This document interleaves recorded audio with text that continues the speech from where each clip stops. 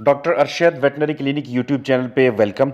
आज वीडियो में आपको ये बताने वाला हूँ कि अगर आप एक पोल्ट्री फार्मर हैं और आपने मुर्गियाँ रखी हुई हैं, तो जब भी उनके कीड़े ख़त्म करने हों, यानी डिवर्मिंग करनी हो या उनमें फ्लशिंग करनी हो या वैक्सीन करनी हो, चाहे वो पानी वाली हो, टीके वाली हो, कोई भी हो, या फिर उनके अंदर एंटीबायोटिक्स का इस्तेमाल करना हो, अद्वियात का इस्तेमाल करना हो, तो उसका दुरुस्त तरीक़ाकार क्या है।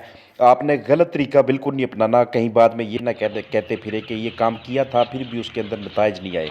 तो चैनल पे जो हजरात नए हैं, चैनल को सब्सक्राइब कर लें। और आपने मेरी हौसला अफजाई के लिए अगर आपको वीडियो पसंद आती है तो इसे लाइक ज़रूर करना है। किसी किस्म का कोई आपका सवाल हुआ तो वो आप मुझसे कमेंट सेक्शन में पूछेंगे। मैं भरपूर कोशिश करूँगा कि आपको वहाँ पे जवाब दूँ और आपको मुतमिन किया जा सके। सबसे पहले तो आपने ये ध्यान रखना है, ये आपने देखना है कि आपने बिट्ठू को रोज़ाना देखना है। जिस दिन आपको बिट्ठू के अंदर कीड़े नज़र आ गए, इसका मतलब क्या है कि आपकी मुर्गी की अंतड़ियों के अंदर भी कीड़े मौजूद हैं।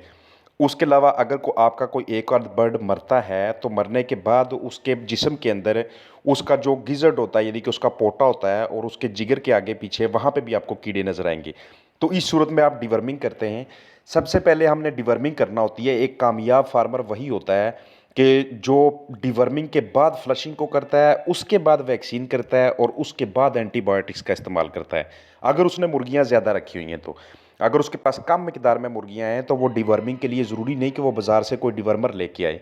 वो उसके लिए घरेलू पैमाने पे लहसुन का भी इस्तेमाल कर सकता है। ये मैं सामने आपको दूध दिखा रहा हूँ, ये वो दूध होगा जिसको आप उबाल के इसके ऊपर से मलाई उतार लेंगे, यानी कि इसके ऊपर से आप फैट को उतार लेंगे। ये मैं आपको एंटीबायोटिक्स दिखा रहा हूँ कि मिसाल के तौर पे कोलिस्टिन सल्फेट एंटीबायोटिक है। इसका आप इस्तेमाल करना चाहते हैं तो इसका आप तरीकाकार भी देख लेंगे कि इसके ऊपर उनकी डोज़ क्या लिखी हुई है, मुर्गियों के लिए क्या है और दूसरे जानवरों के लिए क्या है। जो मुर्गियों की होगी आप वो वाली इस्तेमाल करेंगे।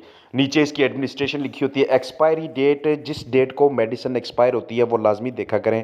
अगर आपने एक मरतबा भी एक्सपायर मेडिसिन अपनी मुर्गियों के अंदर चला दी तो वो दुआ के बजाय वो जहर बन के सामने आएगी। इसी तरह ये सिरका जो आपके सामने मौजूद है, ये सिरका मैं आपको इसलिए दिखा रहा हूँ क्योंकि जब आप फ्लशिंग करते हैं तो आप चीनी के साथ सिरका का इस्तेमाल करते हैं। ये एंटीबायोटिक है, मिसाल के तौर पे कोलिस्टिन सल्फेट है या डॉक्सीसाइक्लिन है, कोई भी एंटीबायोटिक है, उसकी कंसिस्टेंसी देख लिया करें कि क्या उसके दाने अंदर से ख़राब तो नहीं हुए पड़े। ये डिवर्मर है, चाहे आप लिवामीसोल इस्तेमाल कर रहे हैं, चाहे आप अल्बेंडाजोल इस्तेमाल कर रहे हैं, अगर उसके अंदर दाने काले हो गए हैं, बड़ी बड़ी सी गिल्टियाँ बनी हुई हैं, वो पाउडर नुमा नहीं है, वो बारीक नहीं है, तो इसका मतलब है वो इस्तेमाल के काबिल नहीं है। उसकी आपने एक्सपायरी डेट को भी लाजमी पढ़ना है वहाँ वहाँ पे कि ऊपर उसके ऊपर क्या लिखा हुआ है। जब भी आप फ्लशिंग करें तो फ्लशिंग करने से करते वक्त आप चीनी का या गुड़ का जो शीरा बनाते हैं, सबसे पहले आपने देख लेना है कि ये शीरा अच्छी मिकदार में बन गया है या कि नहीं।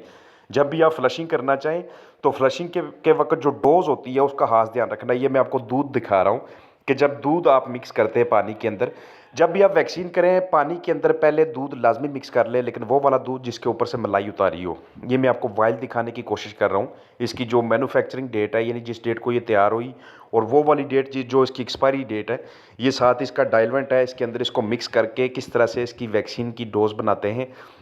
वैक्सीन को आपने हमेशा 2 से 8 डिग्री के दरमियान स्टोर करना है। वैक्सीन की वायल उस वक्त ही खोलनी है जिस वक्त आप पिलाने वाले हों, और पिलाने से यही को 10-15 मिनट पहले। वैक्सीन हमेशा सुबह के वक्त या शाम के वक्त ठंडे वक्त पे की जाती है। और वैक्सीन को मैंने आपको बताया कि अगर आप टीका लगा रहे हैं तो टीका लगाने के लिए पहले आप डाइल्वेंट से कुछ हिस्सा सोल्यूशन का ले लेंगे, वो वैक्सीन वाली वायल में मिक्स करके फिर आप इस्तेमाल करेंगे। क्योंकि जो टीका लगाने वाली वो वैक्सीन्स होती हैं उन्हें किल्ड वैक्सीन्स कहते हैं। जो पानी वाली होती है या आँख वाली होती हैं या कतरे वाली होती हैं या स्प्रे वाली होती हैं, उनको हम लाइव वैक्सीन्स कहते हैं। हमेशा याद रखें कि जो स्प्रे पंप अगर आप इस्तेमाल कर रहे हैं, स्प्रे के ज़रिए आप वैक्सीन करना चाहते हैं अपने चूज़ों के ऊपर, तो वो स्प्रे पंप जो आप इस्तेमाल करें वो जंग आलूद नहीं होना चाहिए। ये मैं स्टिकर दिखा रहा हूँ, स्टिकर हमेशा महफूज रखना चाहिए जो भी वैक्सीन हम करें, ताकि बाद में कोई मसला बने तो हम उस कंपनी को पूछ सकें, हमें पता चले कि हमने किस कंपनी की वैक्सीन चलाई थी और उसने क्या नतीजा दिया हमें। तो जब भी आप स्प्रे करें 30 से 40 सेंटीमीटर बर्ड के ऊपर नोज़ल रख के उस पर स्प्रे करें। डिम लाइट में होनी चाहिए वो स्प्रे। छोटे चूज़े अगर 1000 हों तो 250 मिलीलीटर पानी में वैक्सीन मिलाएं। अगर बड़े हों तो 1 लीटर पानी में वो सारी वैक्सीन मिक्स करके नोज़ल के ज़रिए फाइन ड्रॉपलेट्स निकाल के उससे वैक्सीन करवाएं आप। अगर नाक या आंख में कतरा डालना है तो वैक्सीन को पहले सलाइन सॉल्यूशन में हल करते हैं और फिर ड्रॉपर में डाल के उमूमन 1000 डोजेज़ के लिए 30 से 35 मिलीलीटर पानी बनाते हैं वो ड्रॉपर के अंदर जो बनता है, और ये वाली बर्ड को देते हैं। मिसाल के तौर पे आप गम्बोरो की वैक्सीन दे रहे हैं तो उसका सबसे पहले आपने उसकी स्टोरेज अपने पास इस तरह से रखनी है कि 2 से 8 डिग्री पे हो। फिर उसके बाद आप उसकी एक्सपायरी डेट वगैरह वो सारा डेटा आप इसके ऊपर देखते हैं, जो मैं आपको दिखाने की कोशिश कर रहा हूँ। तो डिवर्मिंग सबसे पहले हमारी कोशिश होती है कि सबसे पहले हम डिवर्मिंग करें, क्योंकि डिवर्मिंग करेंगे कीड़े जिस्म से बाहर निकलेंगे तो उसके बाद अगले दिन फ्लशिंग करेंगे, ताकि मज़ीद जो अंदर टॉक्सन है, जो जहर है, वो जिस्म से बाहर निकल जाए, उसकी अंतड़ियाँ अच्छी तरह से वाश हो जाएं। तो अगर आप किल्ड वैक्सीन्स कर रहे हैं तो किल्ड वैक्सीन्स की भी स्टोरेज का यही तरीकाकार है। वो आपने पट्ठू के अंदर लगानी होती है या फिर वो आपने ज़ेरे जिल्द लगानी होती है। ये मैं आपको वो सिरिंज दिखाने की कोशिश कर रहा हूँ कि जिसका इस्तेमाल करके हम वो अपनी मुर्गियों को टीका लगाने के लिए इस्तेमाल करते हैं। इसे इसकी एक खास डोज हम एडजस्ट कर लेते हैं। अगर आपके पास थोड़ी मुर्गियाँ हैं तो फिर कोई मसला नहीं है। अगर आपके पास थोड़ी ज़्यादा मुर्गियाँ हैं तो फिर आपके पास ये सिरिंज मौजूद होनी चाहिए। मिसाल है, आप IB491 की वैक्सीन करना चाहते हैं, उसके लिए आपने दूध स्टोर किया हुआ है और वायल को इस तरह से खोल के पहले आप दूध में डालेंगे, फिर वो दूध मिला जो वैक्सीन का पानी होगा उसको आप ऊपर टैंक के अंदर डाल देंगे। तो मुर्गियों के अंदर मैं आपको बता दूं कि सबसे पहले आपने डिवर्मिंग करनी होती है, डिवर्मिंग के बाद आपने फ्लशिंग करनी है। फिर उसके बाद आप देखें कि अब वैक्सीन हमें कौन सी करनी चाहिए। पाकिस्तान के अंदर बड़ी मुर्गियों के अंदर अमूमन 2 वैक्सीन लाजमी करवानी चाहिए। एक हमें रानी खेत की लासोटा स्ट्रेन यानी कि एंडी लासोटा, अगर हम महीने की पहली तारीख को या 10 तारीख को लासोटा स्ट्रेन करवाते हैं, एंडी लासोटा करवाते हैं, तो अगले महीने की उसी तारीख को यानी ठीक 30 दिनों के बाद हमें NDIB की वैक्सीन करनी चाहिए। ये 2 जो बीमारियां हैं, एक एनडी की और एक आईबी की, ये काफ़ी ज़्यादा पाकिस्तान और इंडिया के अंदर फैली हुई होती हैं। ये फ़ौरन उस बर्ड पे हमला आवर हो जाती हैं जिस बर्ड की इम्यूनिटी थोड़ी सी लो हो जाए, जिसकी क़ुव्वत मुदाफ़त थोड़ी सी कम होना शुरू हो जाए।